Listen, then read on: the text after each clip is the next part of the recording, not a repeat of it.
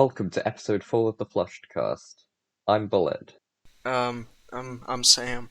And I am Jack Clock. I'm the guest. Yep, we got Jack as our guest for this week. Unfortunately, Yamcha died in a horrible car accident. So he won't be joining us until later in the episode.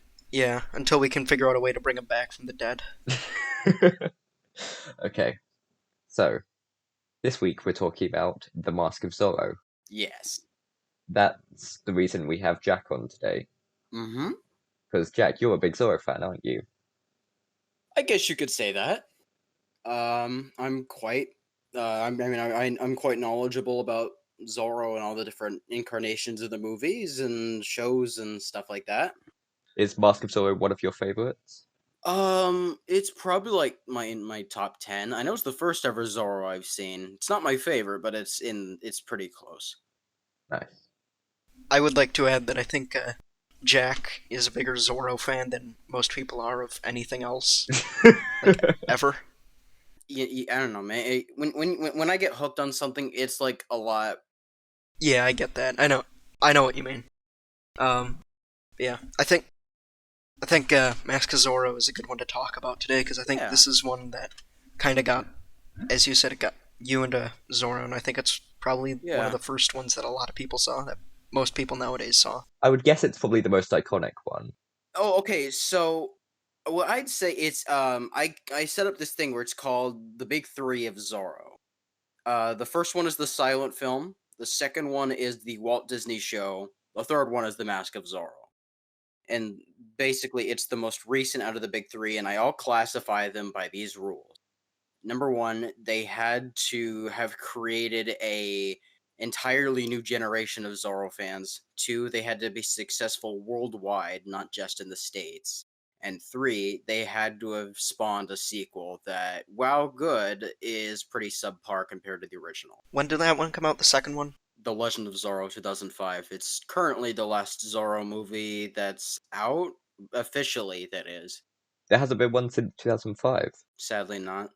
There's been a few fan films and stuff, but generally most of the Zorro stuff made nowadays are comics. That seems like a bit of a shame because I mean, I know I enjoyed this film, and I'd definitely go see a new one if they made Yeah. something like that, or like Same. Yeah. even like a streaming show. I Yeah. was thinking. Oh, they're making shows actually right now. They're doing a female Zorro show, aren't they? That's one of them. There's another one that just got announced that's being made. We don't know anything about it other than John Gertz, who's the guy who owns Zorro Productions Inc. right now. He's like the producer on it. Nice. Yeah. So let's start talking about the movie then. I guess I could talk about the significance of this movie in terms of what I call a gateway drug into other Zorros. Basically, it's like if you like have a friend or a family member or whatever that you want to get into Zorro, you should probably show them this one first. Unless they're a huge film nerd, then you could probably try and experiment a little more with their film taste. That makes sense. Like I haven't seen any of the other Zorro movies, but this definitely feels like it's the most approachable one. Yeah, definitely. It is probably the most approachable one. It's like I know my friend Evan would appreciate this analogy. Like showing if you want to get someone into Godzilla, you'd probably show them the 2014 one first. Like if the Yeah, person was like, yeah. just like a normal person with normal film tastes and isn't like a complete nerd like us, you'd probably show them that. Same thing with Mask of Zorro. It's really accessible. It has a lot of the charm and swashbuckling of Zorro, but none of the really like interesting quirks you see, which might make it more strange for other folks. It's probably the most modern Zorro out there if you don't count the comics, and it's probably the most similar to other action movies, not to mention Antonio Banderas is a household name, partially due to that movie. Yeah. So is Anthony Hopkins as well. Oh yeah, Anthony Hopkins as Don Diego. He played the character really well. I guess I could talk about him too if you want. I wrote a few things down about him in my notes. What I think is special about this version of Don Diego is that his story is a lot, he's not part of the swashbuckling aspect, as Don Diego normally is when he was Zorro in the other stories. That's up to, Alejandro Murrieta, who's the main character of the movie.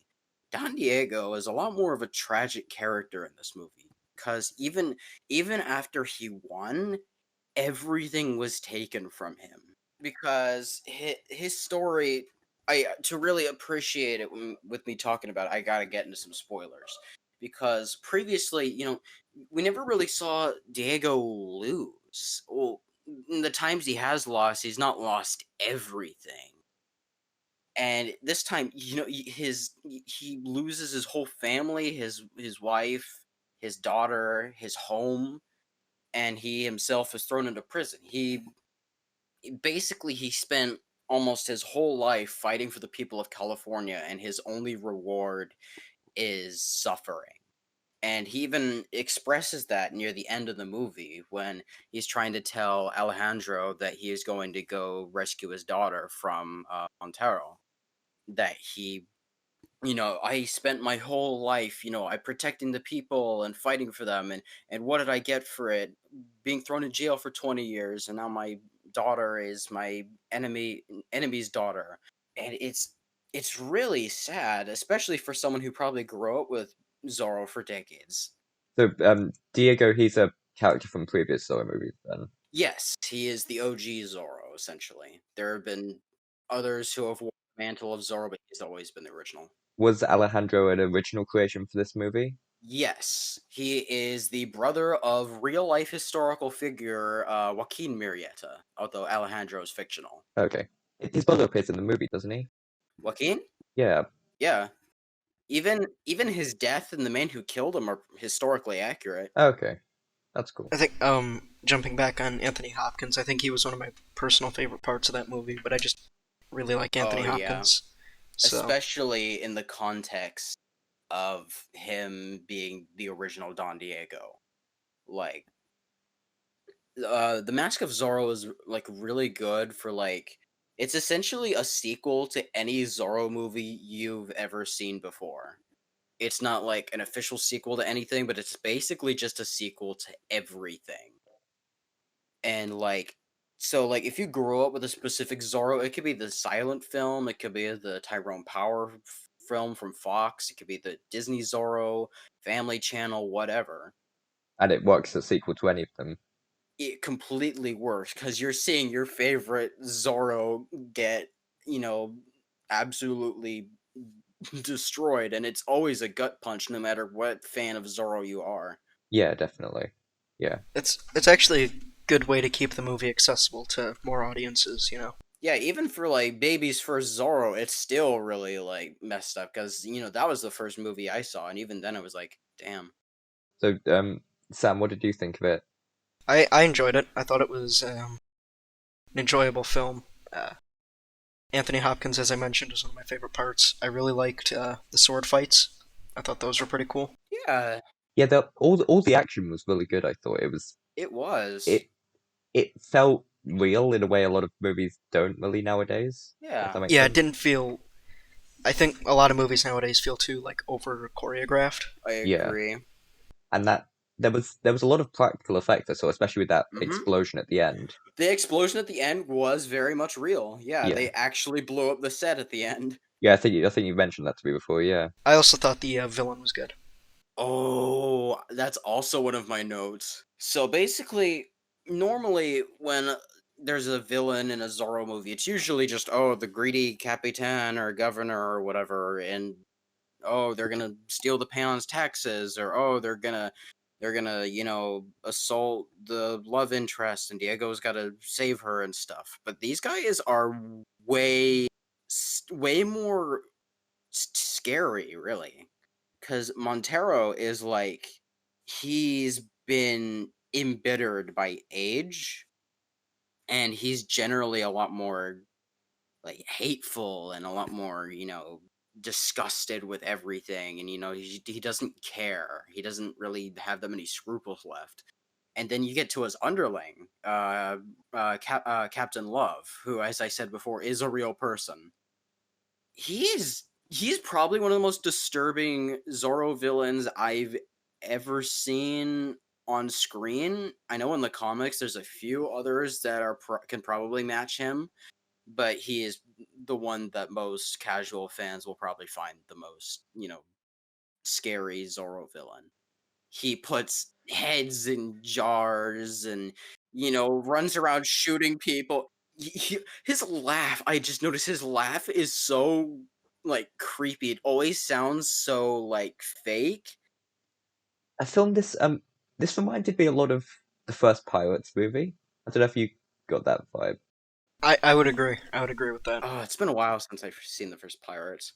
It had a sense of like earnestness to it, which you get in Oh definitely in the yeah. first three Pirates movies, I think. There is like a sense of genuine fun that you get in the Mask of Zorro.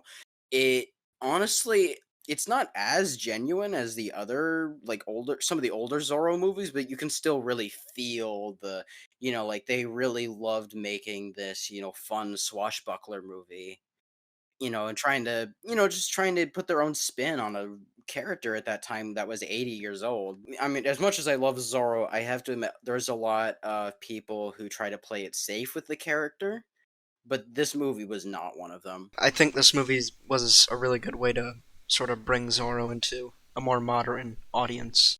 Into the mainstream, really. Yeah, Yeah, Oh yeah, definitely. Cause I feel like Zorro will always be relevant. hmm It's just that a lot of people don't realize that. They don't they when they see Zorro, they mostly think of, like parodies and stuff like that from The Simpsons, or like, uh Puss in Boots from Shrek or something silly like that. But they don't really know the character. They don't know what makes him so important. And like especially with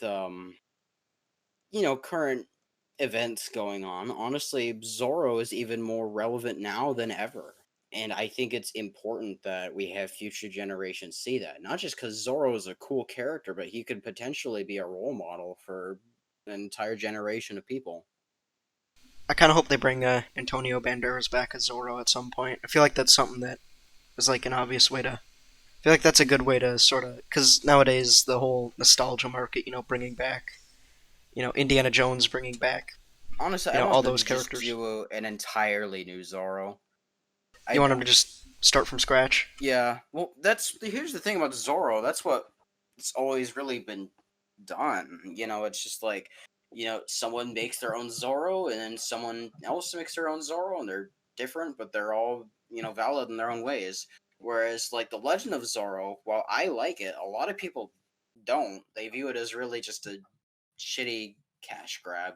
And I don't agree with that. I think it's a very charming movie that plays into the goofy humor of the older Zorro stuff, but like, I don't know. I don't feel like it'd be very earnest. I feel like it'd be a little more cynical. I'd like to see someone with their own creative vision try something, something new, or better yet, with the Django and Zorro thing. I want Tarantino to try and give that movie a try, because I know he was involved in making the comic somewhat. a Tarantino Zorro movie sounds like it would be good. I talked all about why, that, oh, Zorro is relevant for modern times and stuff. I never really explained why.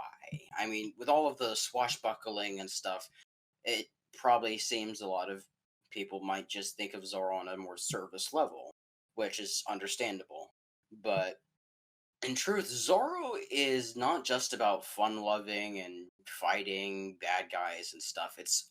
A lot of it's about, you know, injustice, and what you should do when you see people having their rights trampled on by oppressive regimes and stuff. It delves into some very dark territory, especially when we live in an age where there's a lot of authoritarianism. Someone like Zorro would be the perfect, like, character to just convey that stuff's not all right. That stuff has to be stopped and it's only going to be stopped if people stand up for what's right. Because Diego being Zorro, it doesn't benefit him at all. He's like a rich, like Don. He's a wealthy nobleman, but he is basically almost screwing himself over because he knows in his heart that it's right to do what he does. Well, I really liked the interplay between Alejandro and Diego in the movie. They played off each other really well, I thought. They had good chemistry. Oh, they did. Diego was, yeah, Diego is more aristocratic, and Alejandro, he's basically a desperado, and the two of them kind of have way different personalities and stuff, but both of them have the same goals. Yeah. The training montage was fun. Yeah, like normally a lot of people are like, "Oh boy, the training montage. Oh, better play the Rocky music or whatever it was." But like this is a lot like it's fun. It shows off a lot of the character dynamic and a lot of the I liked it here, yeah. it really shows Alejandro improving. Yeah. Main part of the movie I didn't really like just is was the romance subplot. That was Yeah. by far the weakest aspect for me. I would Yeah. agree. Yeah, it's funny because people keep citing this. Oh, it's like, oh, this has the best Zorro romance. I'm like, no. I mean, like, I mean, I'd call it like the fucking like horniest Zorro romance, but that doesn't mean it's the best. I mean, like, look at the Family Channel Zorro. That one, their dynamic with Diego and Victoria is just utterly adorable. And then here, oh, what's the biggest moment of them bonding? Oh, he cuts off her skirt. Wow. Oh, I don't give a shit. Whenever it was just a scene between them, I kind of tuned out. Yeah, same. The rest of it I really enjoyed, but that was just a big drag. I was I was just gonna ask, if you were given the task of casting the next person to play Zorro, who would you cast? Ooh. Oh, that's tough. I thought about it once or twice. I have a few different people. Give us a couple of them. Either Pedro Pascal or Adam Driver.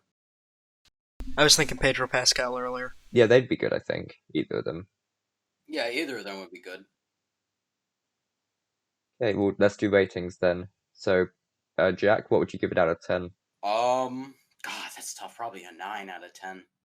I mean, it's just a classic. I gave it a 7. I really liked it, but I would like it a lot more without the romance subplot, or if the romance subplot was done better. And Sam? I would give it a 7 as well. I'm gonna echo Bullet's sentiments on that.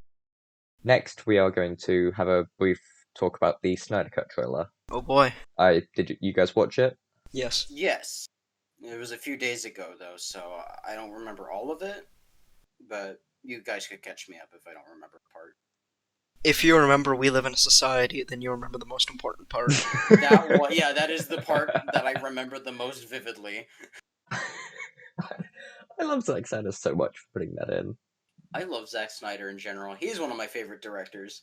He had to have realized that it's a meme and he just wanted to give in to the. I mean, he had to have known. I know. Well, yeah, I'm pretty sure he did.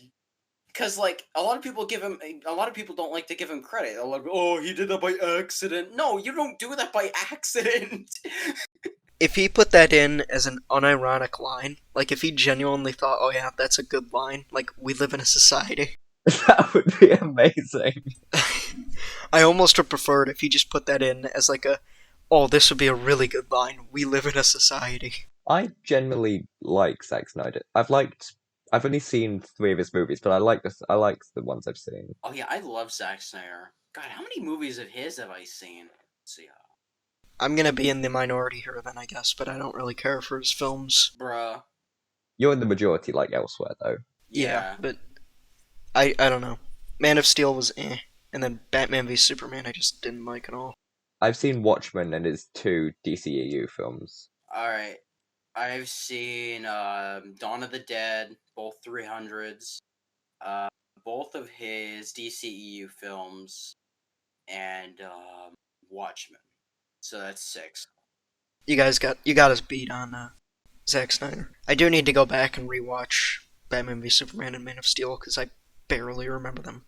I'm gonna do that before the Snyder Cut comes out. Yeah, same. Yeah, Batman vs Superman. That's the only Batman movie I really can like nowadays. I'm waiting for there's like an IMAX remaster of Batman v Superman coming, so I'm waiting for that to come out before I rewatch it.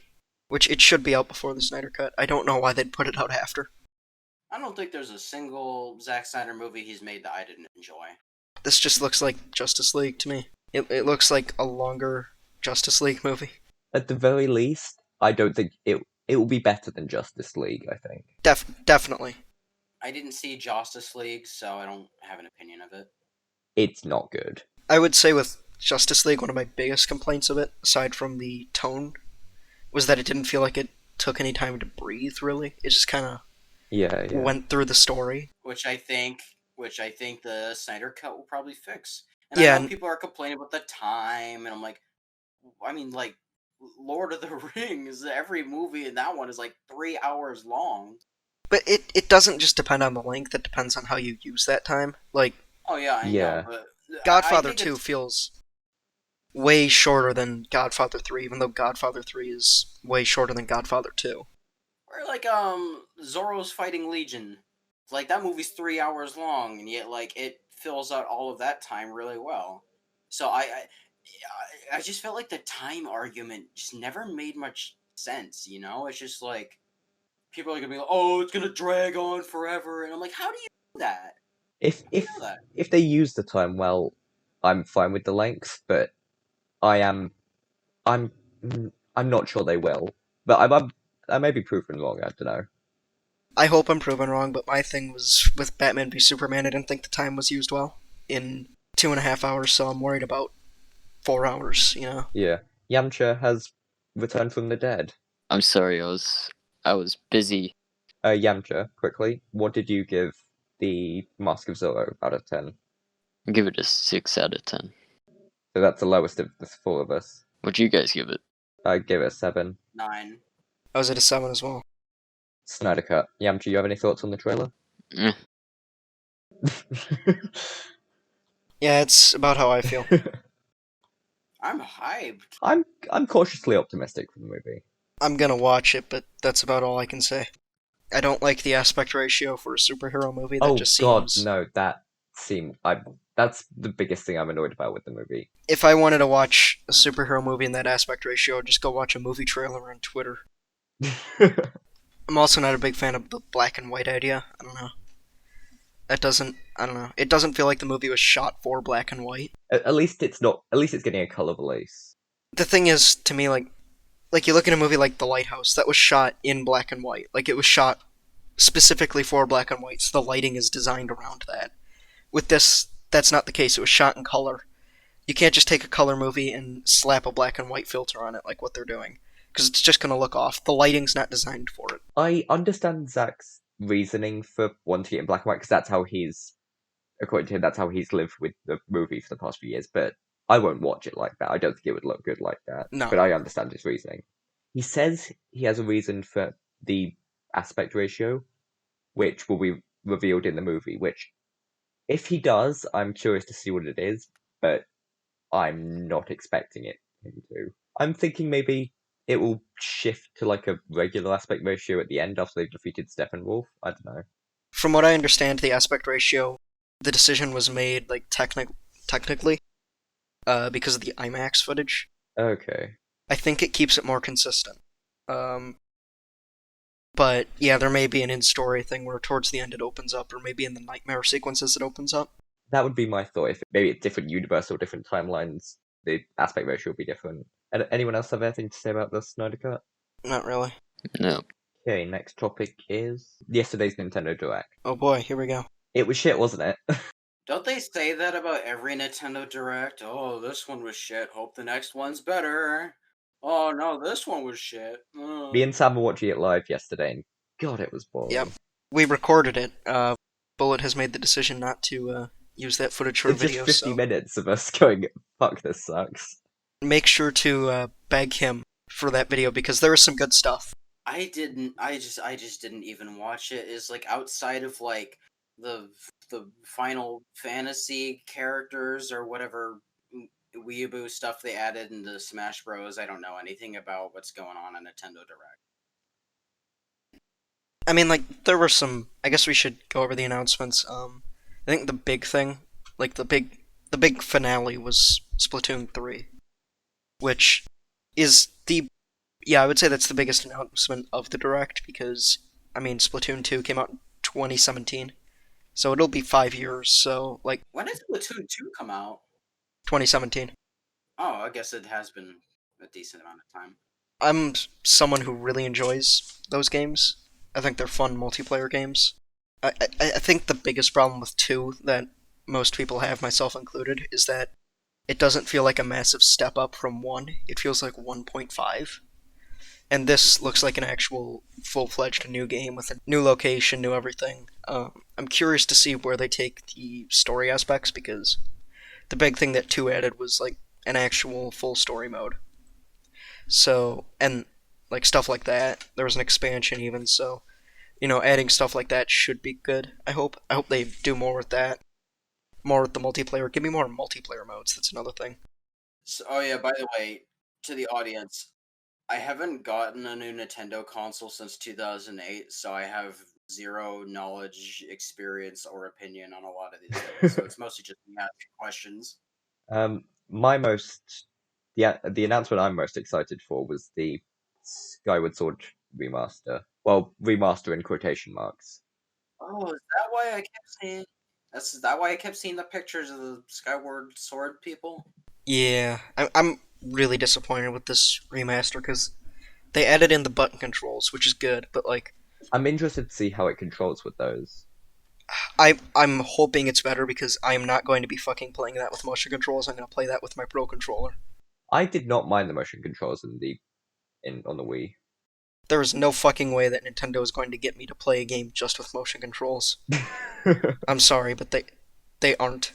Maybe it's just the footage they've shown us, but the remaster at the moment, it doesn't look like much of, if any, difference. It's not a remaster. It's just a re-release with an updated aspect ratio and resolution. That's it. Yeah. It's not an actual remaster. It's just really lazy. It's kind of sad that fucking the 3D World remaster port thing feels like a bigger step up because they did actually change some things and added in a whole new mode. With this, it just feels like they said, oh, "Okay, new controls, $60, have fun." Yeah, I'm very curious to see how the. Cause I'm someone who didn't. I liked the motion controls on when I played the game on the Wii. I should probably add that Skyward Sword is my personal favorite Zelda game, but yeah, I really like the motion controls on the Wii. So I'm very curious to see if I'll prefer the button controls on the Pro controller. I hope it's better. I mean, I'm sure. I'm confident the Joy Cons, like motion controls, are going to feel better than the fucking Wiimote because it'll be more accurate. I was just playing 3D All Stars earlier. I started Galaxy, and the way they've adapted the Wii controls to the Pro controller with that is really well done. So like I would agree. the way they do so you just tilt the Pro controller to get the star bits instead of having to use the Wii pointer. I think that works really Yeah, I well. like it. I like the system that they put together. I hope they bring more Wii games to the Switch because it feels like they've just been focusing on Wii U. And they're out of Wii U games at this point, Well, they got Wind Waker. That's it. I guess. Well, yeah, again, that'd be a port of a port. Yeah, which I mean, they'll do it. Like, I would be Yeah. shocked if we don't get Wind Waker this year because of Zelda. I think I was surprised to didn't know Zelda Collection. I think they'll probably announce one later this year then. I'd be really disappointed if Skyward Sword HD was the only thing we got for Zelda's anniversary. Oh, so would I, yeah. I think they said nothing on Breath of the Wild 2 yesterday. I, I agree. I don't know. I think they need to, because Mario's anniversary this year was really disappointing, or last year was really disappointing. I liked 3D All Stars, but It felt like, to me, it felt just like a lazy cash in. it's definitely lazy, yeah, but it's a nice way to be able to play those games on the same system. I think we'll get Breath of the Wild 2 news at E3 this year, if it goes ahead. I'm gonna guess that it's later than E3 because they said later date. It makes me think end of the year because if you recall when they first announced the Switch, they said, we'll talk about it sometime in 2016," and then it ended up being 2 months before 2016 ended. So I think that's what it's gonna be here. Maybe. We gotta talk about Mario Golf. I'm excited for that one. That was actually one of my most excited announcements. I'm really fucking excited for Mario Golf. That'll be an absolute day one pickup for me. I'm really excited to get that. Yeah, same. The RPG elements look surprisingly good. Like it Yeah, looks like a genuine RPG game. And I think, it does look a I bit don't, similar to Wii Golf though. yeah, just the UI and all that. Yeah, it the UI looks like identical. Hmm. And even the way that you swing the Switch Joy-Con looks similar. Yeah, yeah. The Star Wars game, want to talk about that? I don't really know what there is to say aside from, I'm sure it'll be fine. We don't really know much about it. Third-person shooter. It's gonna be on mobile phones, so it probably won't be like an actual quality game. Yeah, the one Star Wars game we're getting this year, and it's gonna be a mobile game ported to consoles. I guess I guess we also got what is it? Fall Guys on Switch, which is exciting. It's also coming to Xbox now, apparently. I mean, I thought it was already on Switch, so You know, I remember when everyone was talking about Fall Guys and Among Us. I thought they were the same thing. they have very similar like character designs. Yeah, that's the Mhm. thing. I thought they were like Yeah. in the same franchise or like a spin-off or something. I don't know. Yamcha, what do you think of the direct? It was boring. Yeah, that about sums it up. Yeah. Should we move on? I think that's a good way to end it. And we have questions? So, do you want to read some questions? Hell yeah. Okay. Bush asks, who was on Bush from episode 2, asks, which is better, Marvel or DC? Marvel. Depends, I guess. It depends on the medium for me. It depends on the medium and the era. Marvel. DC does comics and games better, I think, and I think TV. Marvel does. Although I don't know about that now. WandaVision's out. I don't know. Marvel definitely does movies better though. Honestly, for all of my life, it's always been Marvel. I've always been loyal to that. It's only been recently when I've started to appreciate DC more. I would say pre 2008 or pre MCU DC, post MCU Marvel. The movies. Yeah, and then the others I don't care about. Okay, this is from John, who was on the last episode. Favorite pizza toppings? Sausage. Pepperoni. Nothing. This is from Watto Quatto. Which video game stories would you like to be made into shows or films? Honestly, I was gonna pick Fallout, but then Fallout's being made into a TV show. A lot of the video games that I like just would not work as TV shows, or they're too obscure because I'm that guy.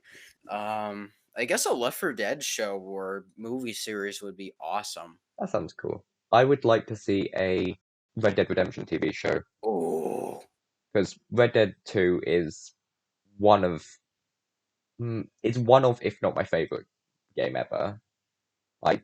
And I think a TV show about the Vanderland gang would be awesome. you could also just make a show about all the weird experiences I've had on Red Dead Online, fighting armies of skeletons and crusaders and stuff with a machete. I haven't touched online yet. I still need to do that. Oh, that's all I've played. Sam? I gotta say, my answer's already been, or being turned into a show. I would go with The Last of Us. That's a good choice. I think that's easily one of the best, if not the best, game story ever put into a medium or put into games because, I mean, the story isn't particularly brand new. The story is the main thing Last of Us has going for it, so I can see that working. I think putting it into a show gives their relationship time to grow more, like in the game. I think it would work better as a movie or show than it would as a game, to be honest. I think show definitely, movie not at all. The story jumps eras too much. Maybe, yeah. And Show them. it's too long, and it spends too much time developing those characters to work as like a 2-hour movie. Yeah. So a show would And- work better for that story than a movie. Yeah, because there's a lot of there's like 4 or 5 seasons in the first game, and then there's multiple different storylines in the second, and it's all kind of separate arcs. And you can't really do that with a movie. You can't have just several arcs in one film. Like as the story goes on, just arc after arc after arc. But with a show, you can more so. And then I think just with the show that they currently have, I think it's got a really good cast so far, especially Pedro Pascal. Oh yeah, he was announced earlier this week, wasn't he? Yeah, he's gonna be playing Joel. That makes me hope that I've seen people say Diego Luna as Joel's brother, which would be even better. Okay, this is from Air Jordan. Do you all think it's a good idea to make a film about events that are happening while the film is being made or released? For example, a film about the GameStop stock market fiasco started production only a little bit after it happened. I mean, I don't think it's a good idea because, first of all, with the GameStop thing, there's like no actual ending to that. Yeah. Yeah, It just kind of stopped. It's not like, I think what they're trying to get is something like The Wolf of Wall Street or The Big Short, where it's like this big grant, like this actual story about stuff like that. And they're not going to get that because just nothing happened. The thing happened and then it stopped. So you can't really do anything like that. There's no physical interaction between people. That's another big thing. this particular thing wouldn't make really a good movie, but do you think in general making a film about events that are currently happening is a good idea? Like a No, I don't think so. I think just making these stories so close to the time this happens is a bit tasteless, yeah. Maybe. Yeah, I could see that. especially for like COVID. Yeah, It's yeah. very tasteless. So thanks for tuning in, everybody. Next week, talking about South Park Bigger, Longer, and Uncut, which should be an interesting discussion. I've never seen the show, so this will be interesting. Well, I've seen like a bit of an episode, but that's it. Same for me. I've seen most of the series, I think.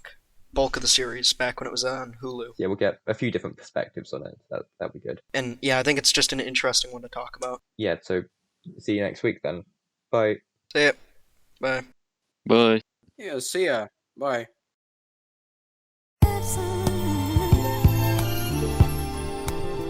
Let me write you a love song.